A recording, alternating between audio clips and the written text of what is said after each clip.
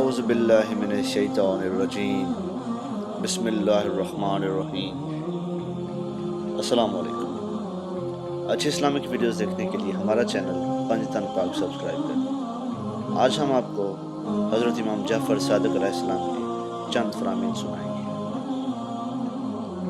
امام نے فرمایا، جو شخص یہ پسند کرتا ہے کہ خداوند عالم اس پر موت کی سختی کو آسان کر دے تو اسے چاہیے کہ اپنے ماں باپ کے رشتہ داروں کے ساتھ نیک سلوک کرے۔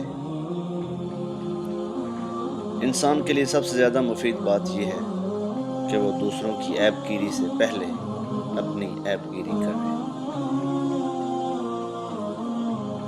لوگ آپس میں تو بہت خلوص و محبت کا اظہار کرتے ہیں، لیکن ان کے دلوں میں بچھو بھرے ہوتے ہیں۔ اس سے بہتر ہے کہ تنہائی میں ذکر الہی میں مصروف ہو جائیں۔ اپنے والدین کے ساتھ نیکی کرو گے تو تمہاری اولاد تمہارے ساتھ نیکی کرے گی۔ دوسرے لوگوں کی عورتوں کی عزت بچاؤ گے تو تمہاری عورتوں کی عزت محفوظ ہوگی۔ ہر وہ مچھلی جس پر چھلکے نہ ہوں اس کا کھانا حرام ہے۔